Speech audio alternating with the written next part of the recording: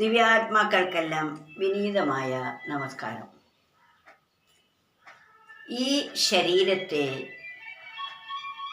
നിയന്ത്രിക്കുകയും ഉണ്ടാക്കുകയും നിലനിർത്തുകയും രക്ഷിക്കുകയും ചെയ്തുകൊണ്ടിരിക്കുന്ന ശക്തിവിശേഷത്തിനാണ് ഭർത്താവ് എന്ന് പറയുന്നത്. എല്ലാ ശരീരത്തെയും നിയന്ത്രിക്കുന്ന ആ ശക്തിവിശേഷം ഒന്നാണ്. അതുകൊണ്ട് സർവ്വജീവജാലങ്ങൾക്കും ഭർത്താവായിരിക്കുന്നത്, അല്ലെങ്കിൽ ഇതിനെ ഭരിക്കുന്ന, ഭർത്താവ് എന്നാൽ ഭരിക്കുന്ന ആൾ എന്നാണ് അർത്ഥം.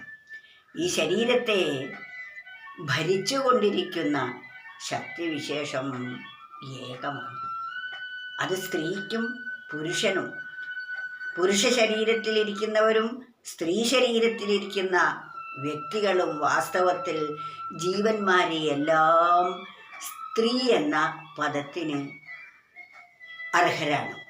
സ്ത്രീ എന്നാൽ സത്വം, രജസ്, തമസ്, സ ത ര, അതാണ് സ്ത്രീ എന്നത്. ഇതിലാണ്, ഈ ത്രിഗുണങ്ങളിലാണ്, ത്രിഗുണാത്മകമായ പ്രപഞ്ചത്തിലാണ് സുഖം എന്ന് ആര് ധരിക്കുന്നുവോ അവരെല്ലാം സ്ത്രീകളാണ്. എന്നാൽ ഈശ്വരൻ സൃഷ്ടിക്ക് വേണ്ടി സ്ത്രീ ശരീരവും പുരുഷ ശരീരവും സൃഷ്ടിച്ചിരിക്കുന്നു. പുരുഷൻ എന്ന പദത്തിൻ്റെ അർത്ഥം പുരത്തിൽ വസിക്കുന്ന ആൾ. ശരീരമാകുന്ന പുരത്തിൽ വസിക്കുന്ന ശക്തി ഏതോ അതാണ് പുരുഷൻ. ആ ശക്തിവിശേഷം എല്ലാ ശരീരങ്ങളിലും വർത്തിക്കുന്നത് ഒരു പുരുഷനാണ്. ആ പുരുഷൻ ഈശ്വരനാണ്. ആ ഈശ്വരനെ ഭർത്താവായി വരിച്ച് ജീവിക്കുന്ന ഒരു വ്യക്തിയാണ് സതി എന്ന് പറയുന്നത്. ഭർത്താവിനെ അനുസരിക്കുന്ന, ഭർത്താവിന് വേണ്ടി മാത്രം നിലകൊള്ളുന്ന ജീവനെ സതി എന്ന് പറയുന്നു. അതാണ് സതി. അപ്പം ആരാണ് സതി? സത്യം പതി നിന്റെ ആത്മാവ്, നിത്യം രമിക്ക നീ ആത്മാവിൽ, ഇത്തരം ചെയ്വത് പാതിവൃത്യാമെന്ന് ചിത്തെ ധരിക്കുക എന്നുമെന്നും. സത്യം പതി നിന്റെ ആത്മാവ്,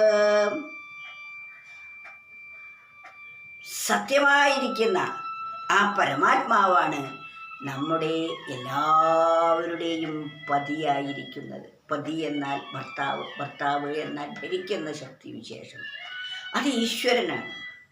സത്യം പതി നിന്റെ ആത്മാവ്, നിത്യം രമിക്ക നീ ആത്മാവിൽ. ആ ആത്മാവുമായിട്ടാണ് നിത്യവും നമ്മൾ, എന്നും നമ്മൾ, എപ്പോഴും നമ്മൾ രമിച്ചു കൊണ്ടിരിക്കേണ്ടത്. എന്ന് പറഞ്ഞാൽ ആ പരമാത്മാവിനെ ആയിരിക്കണം എപ്പോഴും നാം ഓർമ്മിച്ചു കൊണ്ടിരിക്കേണ്ടത്. ആ ഭർത്താവുമായി എപ്പോഴും രമിച്ചു കൊണ്ടിരിക്കണം.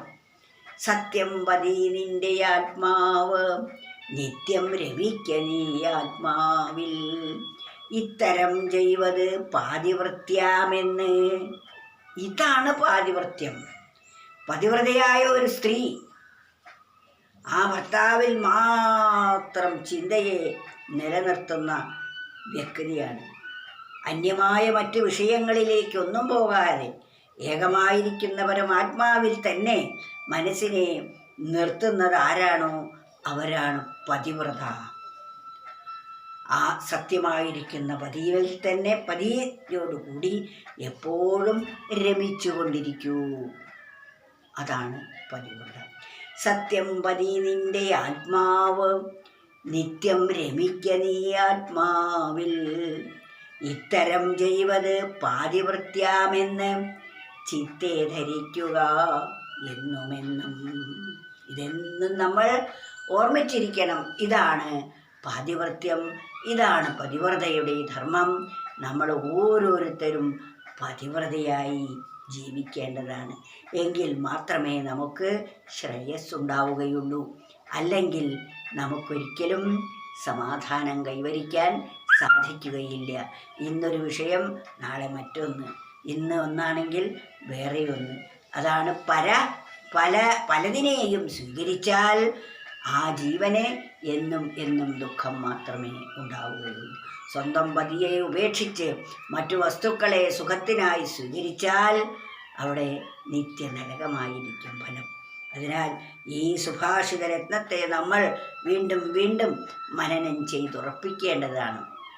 സത്യം പതി നിന്റെ ആത്മാവ് നിത്യം രവിക്ക നീ ആത്മാവിൽ, ഇത്തരം ചെയ്വത് പാതിവൃത്യാമെന്ന് ചിത്തേ ധരിക്കുക എന്നുമെന്നും.